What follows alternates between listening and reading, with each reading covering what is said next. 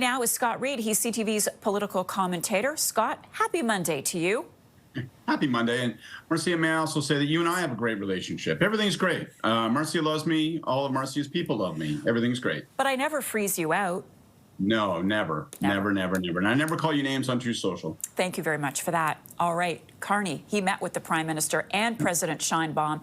So those comments last night from the President take on a slightly different meaning. What did you make of what we heard from Trump last night? You know, it is a real shoulder shrug. You don't quite know what to make of Trump. I mean, this is the fundamental takeaway, which is that he is unpredictable and unreliable. But what I'm really driving at is you hear him consistently speak in positive tones, even friendly tones with respect to the Prime Minister. You see their interactions at the FIFA event, bizarre, grotesque affair that it was, and he's shaking hands and smiling and seeming friendly.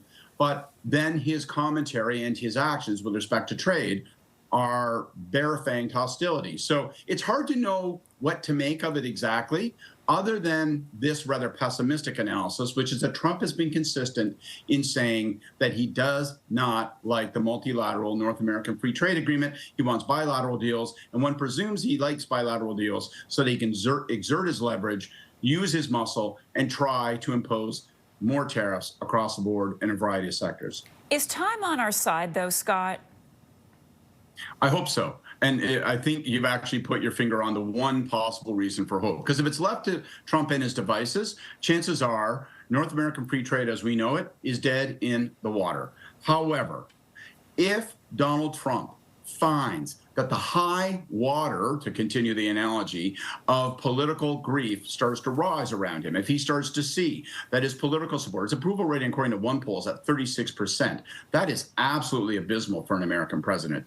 If he finds that his MAGA base in particular is starting to question why their Ford F-150 costs $1,800 more, if people start feeling the pinch of jobs and they blame that on the president, and if the stock market begins to react negatively, because Trump is very sensitive to market movements, then you might see him begin to retreat. That is our only hope, and that hope is that over time, the consequences of this tariff policy will start to take a bite out of Donald Trump's political support. All right, let's turn to some politics here at home.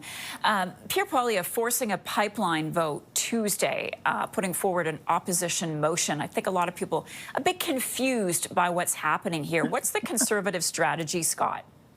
It's a clever political move, to be sure. It's a clever, House of Commons move. So they put in a motion, they quote a bunch of language from the Memorandum of Understanding struck by the Prime Minister with Alberta Premier Danielle Smith, and they say, hey, can we just get a vote on it? Why? He wants to set the fox loose in the henhouse. He wants to get Liberal MPs, particularly in British Columbia, who might feel uncomfortable, or maybe even in Quebec, feel uncomfortable with this MOU, don't really like its provisions. He wants to see if they will hold steady. Will they stand and rise and vote in favor of the motion? Now, let's all take a breath. The motion isn't binding. It doesn't matter whether it passes or fails.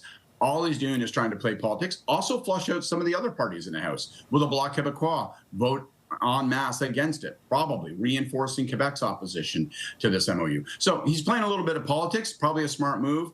At the end of the day, is it going to change the price of tea in China? Probably not. Well, what options do Liberal MPs have who may not be completely sold on this idea?